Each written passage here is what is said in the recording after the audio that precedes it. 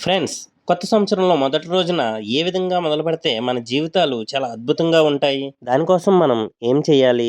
హిందువుల ముఖ్యమైన పండుగలు ఏంటి? తెలుసుకుందామండి. మీరు నా ఛానల్‌ని మొదటిసారి చూస్తుంటే ప్లీజ్ అండి లైక్ చేసి, సబ్స్క్రైబ్ చేసుకోవడం మాత్రం మర్చిపోవద్దు. దీని గురించి హిందూ ధర్మంలో ఒక మాట ఉందండి.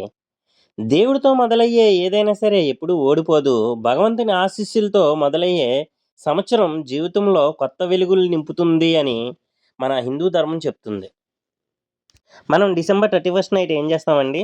నైట్ అంతా తిరిగి ఫుల్లుగా డ్రింక్ చేసి, బోలెడన్ని సౌండ్‌లు చేసి, పటాకులు కాలుస్తాం గదా! కొత్త సంవత్సరం అని. అశాంతమైన వాతావరణాన్ని నెలకొలిపి, మన శరీరాన్ని బాగా పాడు చేసుకొని, మనసు నిండా నెగెటివ్ థాట్స్ నింపుకొని వస్తామండి.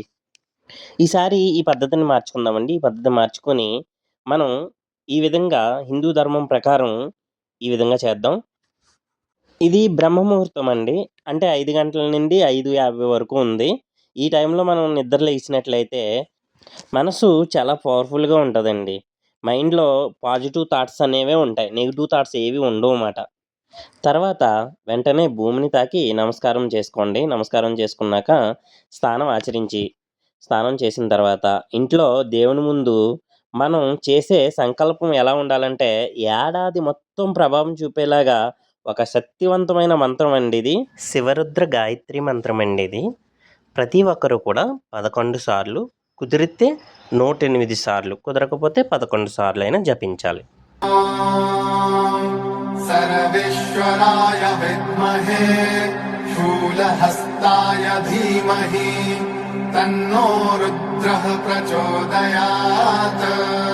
ఇలా ఒక ఉదయం భక్తితో దేవునితో మొదలుపెట్టి మన భవిష్యత్తుని సంతోషంగా ఉండేలాగా జీవితాన్ని మార్చుకుందామా?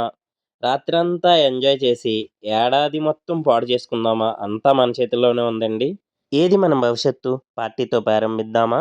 గాడ్‌తో గుడ్ మార్నింగ్ చెప్దామా? ఇంక చివరగా హిందువుల ముఖ్యమైన పండుగలు ముగ్గులతో ముగించేద్దామండి.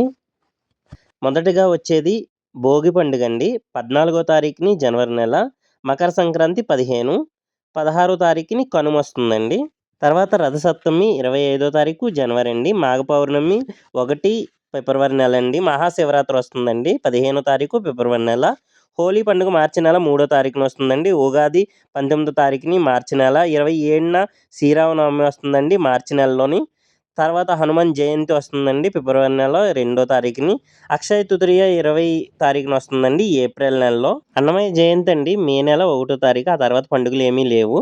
తర్వాత ఆగస్టులో వస్తుందండి బోనాల పండుగ 10వ తారీఖున వస్తుందండి. తర్వాత రక్షాబంధన్ అంటే రాఖీ పండుగ 28వ తారీఖు ఆగస్టు నెల. ఆగస్టు 15వ తారీఖు స్వాతంత్ర దినోత్సవం. సెప్టెంబర్ నెల 4వ తారీఖుని శ్రీకృష్ణాష్టమి అండి. వినాయక చవితి వస్తుందండి సెప్టెంబర్ నెలలో 14వ తారీఖుని. బతుకమ్మ పండుగ 18వ తారీఖుని అక్టోబర్ నెల అండి.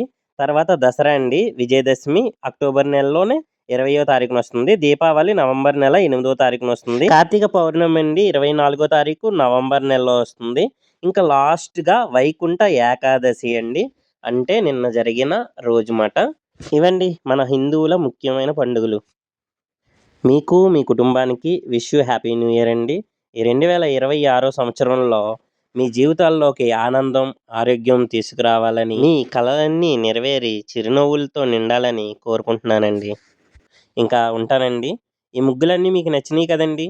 ఈ ముగ్గులు నచ్చితే ఈ ముగ్గులన్నీ మీ వాకిట్లో వేసి అందంగా అలంకరించుకోండి. నా వీడియో నచ్చింది కదండీ! ప్లీజ్ అండి లైక్ చేయండి. సబ్స్క్రైబ్ చేసుకోవడం మాత్రం మర్చిపోకండి. Please subscribe. ఏమైనా చెప్పాలంటే కామెంట్ చేయండి. థ్యాంక్ యూ సో మచ్ అండి వీడియో చూసినందుకు.